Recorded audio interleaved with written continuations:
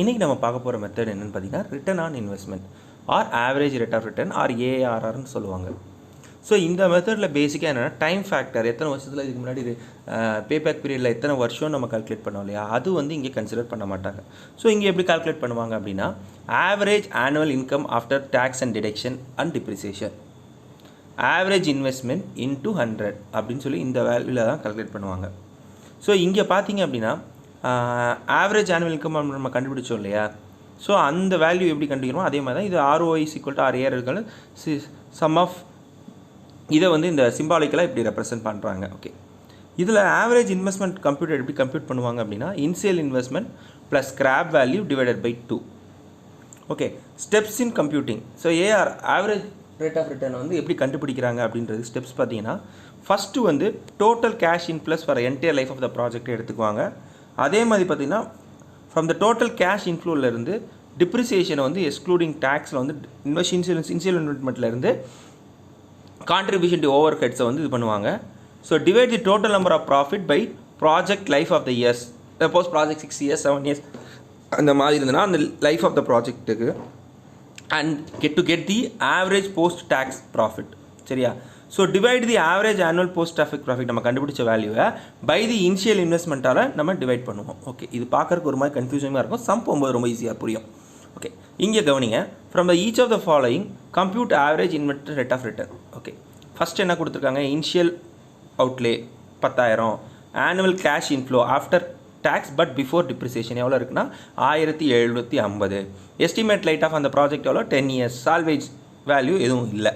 Okay, அதே மாதிரி ரெண்டாவது ப்ராஜெக்ட் பாருங்கள், B initial outlay 10,000, annual in cash flows before tax and depreciation. First 5 yearsக்கு வந்து பார்த்தீங்கன்னா 2000 ரூபாய் இருந்திருக்கு, செகண்ட் 5 yearsக்கு பார்த்தீங்கன்னா 1500. அது சால்வேஜ் வேல்யூ இங்கேயும் கிடையாது. ஓகே, இங்கே எஸ்டிமேட்டட் லைஃப் ஆஃப் த வேல்யூன்னு கொடுக்கல, பட் என்ன அண்டர்ஸ்டாண்டபிள்னா ஃபஸ்ட்டு 5 years செகண்ட் 5 yearsனு கொடுத்துருக்காங்க இல்லையா, ஸோ அதுவே நமக்கு என்ன understandable, it is to database 10 years அப்படின்னு. அதே மாதிரி பார்த்தீங்கன்னா இனிஷியல் அவுட்லே இங்கேயும் 10,000, இங்கே வந்து 1750 ரூபாய் கிடைக்குது, எஸ்டிமேட்டட் லைஃப் வந்து 10 years, சால்வேஜ் வேல்யூ இங்கே இருக்குது, சால்வேஜ் வேல்யூ வந்து 4000. ஓகே, இப்போ ஆவரேஜ் ரேட் ஆஃப் ரிட்டர்ன் எப்படி கண்டுபிடிக்கிறது அப்படின்னா annual cash inflow minus annual depreciation divided by initial investment into 100. இந்த ஃபார்முலா நமக்கு தெரியும். ஓகே, ஃபஸ்ட்டு சம் எடுத்துங்க, 1750 ரூபாய். இங்கே கவனிங்க, ஃபஸ்ட்டு ஏ 1750 ரூபாய் வந்து உங்களுக்கு ஆனுவல் கேஷ் இன்ஃப்ளோ ஒரு வருஷத்துக்கு நம்ம கிடைக்கிற பிஃபோர் டிப்ரிசியேஷன் ஆஃப்டர் டேக்ஸ் நமக்கு கிடைக்கிறது 1750 ரூபா. So annual income after depreciation நமக்கு எவ்வளோ கிடச்சிருக்கு 1000. இந்த 1000 எப்படி சார் கண்டுபிடிச்சிங்க, ஏற்கனவே சொல்லியிருக்கோம். இங்கே கவனிங்க, இங்கே ஒரு ஃபார்முலா போட்டிருக்கோமா, annual investment plus square value divided by 2. So initial investment எவ்வளோ 10,000 டிவைடட் பை 2, அதை வச்சு நம்ம கண்டுபிடிக்கிறோம். ஸோ அப்போ -1000. ஓகே, அடுத்து என்னது, இனிஷியல் இன்வெஸ்ட்மெண்ட்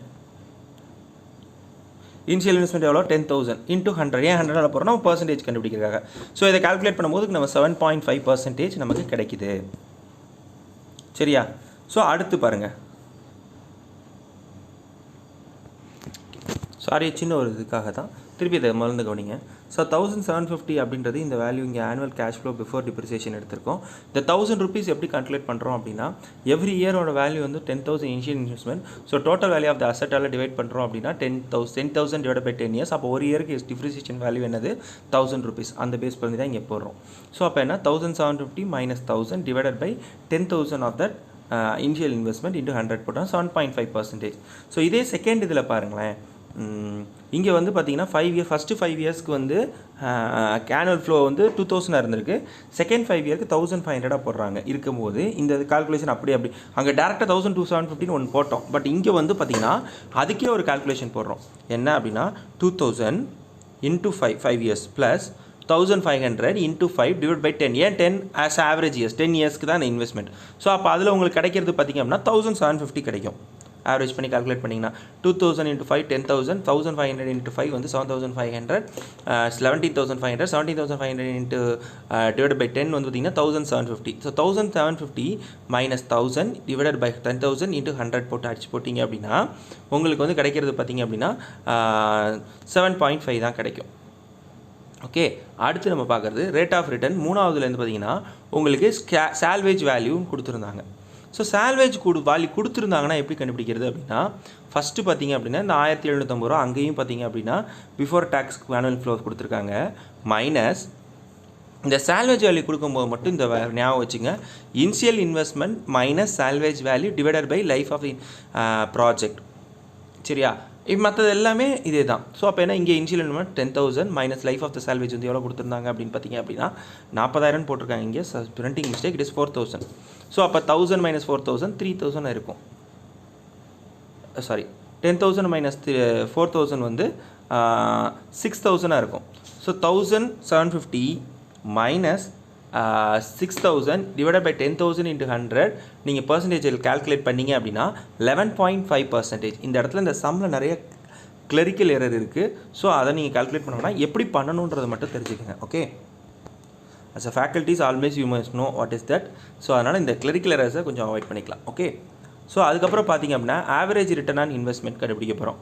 ஸோ ஃபஸ்ட்டு என்னென்னா ஆனுவல் கேஷ் இன்ஃப்ளோ ஃபஸ்ட்டு இதுக்கு வந்து 1,750 minus depreciation by average investment பார்த்தீங்கன்னா 10,000 டிவைடட் பை 2 இன்ட்டு 100 போட்டிங்கன்னா உங்களுக்கு 15% கிடைக்குது.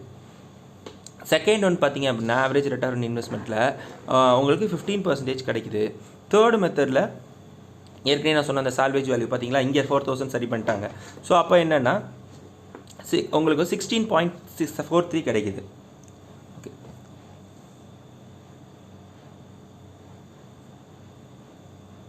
கவனிங்க, average return on initial investment ஒன்று, ஆவரேஜ் ரிட்டர்ன் இன்வெஸ்ட்மெண்ட் ஒன்று, ரெண்டு விஷயங்கள் பார்த்துருக்கோம்.